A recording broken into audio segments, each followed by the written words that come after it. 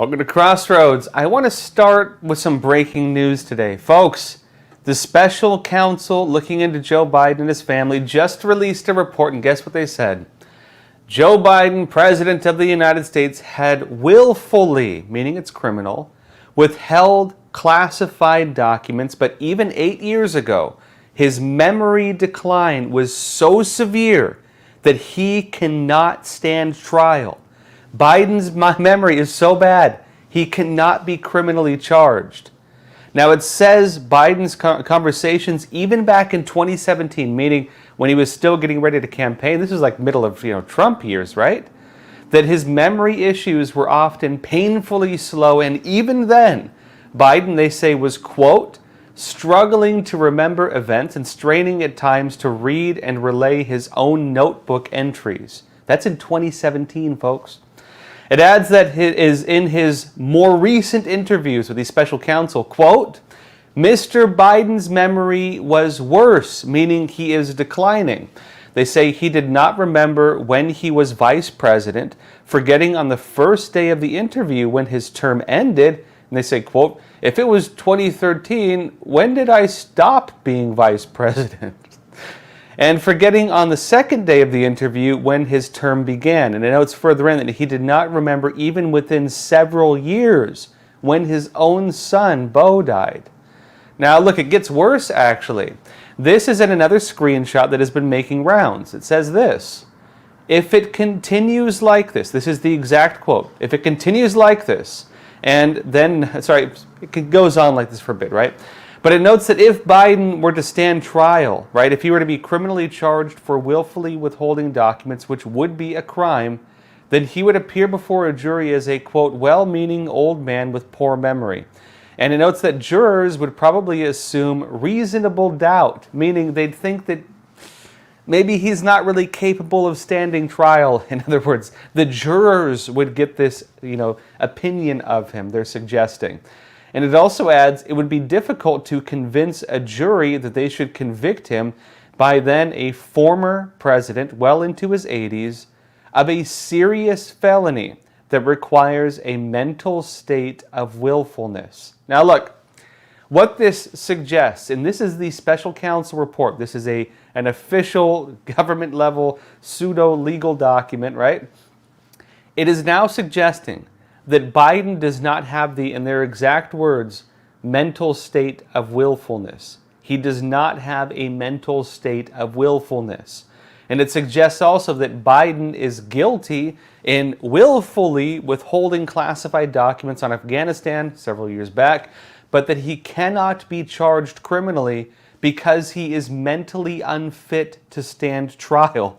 And I think many people, including myself, are raising the question, if he's mentally unfit to stand trial, but he's somehow mentally fit to be president of the United States, then how does that work? And it raises another serious question going forward of whether he's mentally fit enough, again, to run for a second term in office. I think it's very likely we could see some of the Democrats who want him out before the primaries to get pushed out. And I think we're actually going to watch a big shift in the narrative now, where they're going to start saying, Biden, you know what, too many criminal charges, you're mentally unfit. And they might, on the left, even try to push him out. This is very likely going to start happening, and we're going to watch as this narrative shifts. There's some other big news I want to go into real quick. Senate Republicans have voted against the border bill. That border bill was the one calling for essentially an amnesty program that would give Mayorkas under the DHS the power to grant amnesty to illegal aliens as they illegally enter the United States, meaning they would be able to give voting rights to illegal aliens almost immediately. And it would have also given the Biden administration I don't know if we call it the Biden administration anymore, maybe somebody else's administration, but the White House, it would have given them the ability to give citizenship to these illegal immigrants pretty much on a whim. That has now failed. It did not get voted in. It's done. Also, you might have seen the news that Tucker Carlson interviewed Russian President Vladimir Putin, despite a lot of pushback on it. And this was released almost immediately after the Senate voted heavily in favor of passing a $95 billion foreign aid bill for Ukraine, Israel, Gaza, and Taiwan, notably without the border provisions, because Republicans were withholding the money for Ukraine and Israel and everything else until the Biden administration or somebody else's administration chose to, of course, make a bill on the border that could actually pass. Big stuff, folks. And also another major story just happened yesterday. The Supreme Court, as we speak, they are looking into whether President Donald Trump committed an insurrection on Jan 6. And we have not yet seen the official ruling, so don't take this fully. But the early opinions suggest that only the President of the United States or Congress can declare an insurrection. Neither of them declared an insurrection on Jan 6, meaning legally, Jan 6 was not an insurrection legally. Of course, this is not the final determination by the Supreme Court, but if that determination comes out, that means the Georgia case against Trump is gone, basically. And it also means that several people who were accused of that while standing trial could possibly have their cases reheard, or maybe even others, because, of course, this was the media and political narrative which may have skewed the jury's opinions. Big stuff, folks. Of course, we're waiting on some of that. But for now, I want to go into kind of the main story of the day that I've been talking about. Something big just happened as well, and you might not have heard about this because I didn't see it getting rounds in the media as much, but a United Nations foundation that was formed to support global UN initiatives has allegedly been funding Democrat state government offices across the United States. In some cases, they found this United Nations foundation has been paying the full salaries of some of the U.S. government officials. Meaning, our own government officials, they're not working on your tax dollars, they're working on money from the United Nations, according to this. And the finding is raising concerns over, well, the independence of officials who've been receiving that money, and also to what extent the funding has influenced their policies, especially on climate initiatives, which are one of the big pushes of this foundation. Let me show you. Now, right here, this is from Fox Nation. It says, the United Nations Foundation, a nonprofit foundation formed in the 1990s to support global UN initiatives, is quietly fueling climate change policies in top Democratic state government offices nationwide. Fox News Digital has learned. It says the Washington, D.C. based organization, which was created to work closely with the United Nations, houses the UN Climate Alliance, a coalition of Democrat-led states launched to coordinate environmental policy after former President Donald Trump withdrew from the UN Paris Climate Accords. And it notes that as part of the initiative, the United Nations Foundation has wired millions of dollars to state governors and agencies, in many cases even funding state officials' salaries. Now, this suggests a few things, I'd say. This United Nations Foundation is, quote, in many cases even funding state officials' salaries. And this organization is wiring millions to state governors and agencies. Now, this raises some questions over, well, what is the independence of these agencies and these other state officials if they are being paid by the United Nations Foundation, if their salaries, as this states, are coming from this United Nations Foundation? It suggests that they're working for somebody else. Normally, if you are a government official and you're working on taxpayer dollars, it's assumed you're working for the American people. That's the way money works.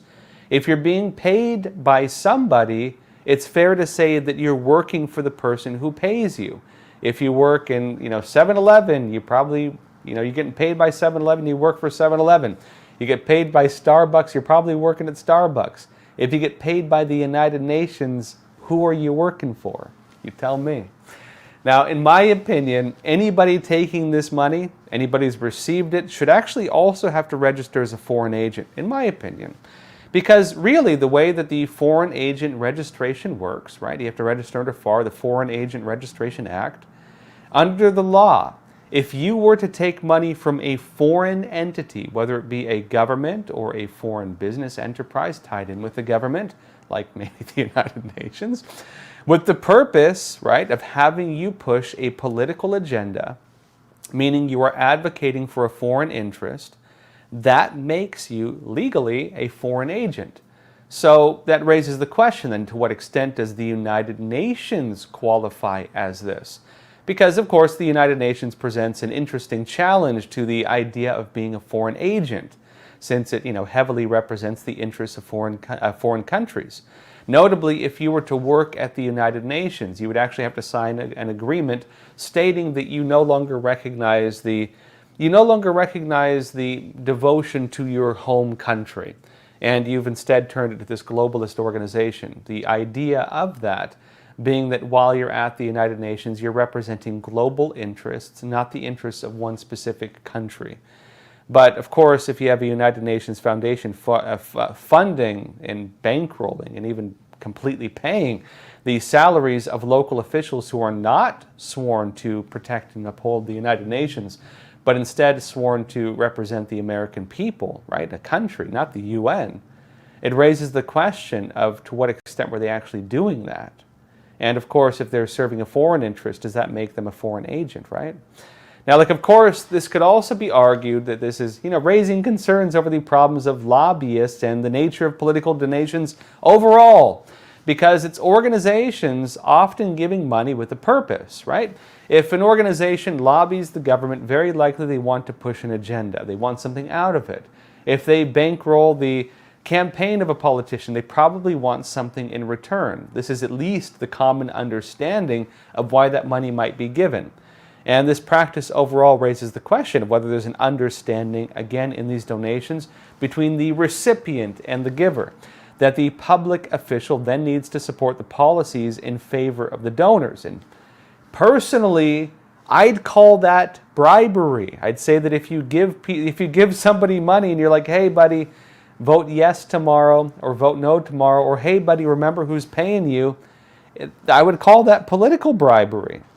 And I mean, of course, the practice of this nature is generally legal, if we call it lobbying, but I believe there are some loopholes in our political system that are allowing public officials to be bought off by, organizations and even compromised by money that have strings attached. And I think it's fairly well understood that this money often does have strings attached. And, in light of all this, recent files that came out, also, this is another story, we're now seeing that Amazon was censoring books, and especially those related to searches for things like vaccines, because, of pressure from the Biden administration, it turns out. And of course, this is raising some other issues, because if the company, Amazon, of course, one of the main marketplaces online, was receiving pressure to censor books, right, book censorship, under the pressure from the White House, that, of course, raises questions of whether it is a violation of the First Amendment. Was it a violation of the U.S. Constitution if the government is pressuring a private enterprise to do it on their behalf? Well, I'll be talking more about these Amazon files that are now coming out and the censorship happening. But that'll be only on Epoch TV, EpochTV.com. So all of you on YouTube, Facebook, Twitter, now is the time to jump over to Epoch TV and join me for the rest of the episode over there. And it's not just the rest of the episode you can see on Epoch TV. You'll also, of course, get full access to other shows like Facts Matter with Roman and American Thought Leaders with Yanya Kellick, as well as our exclusive documentaries, of which I have quite a few planned, and I'm working on some as we speak, in fact, which is why I'm on the road right now in a hotel. So join us on Epoch TV, and you can find the link to that in the description below this video. So I will see you over on Epoch TV, but first, a word from our sponsor. Experts agree. One of the best ways to protect against financial uncertainty is to diversify your portfolio.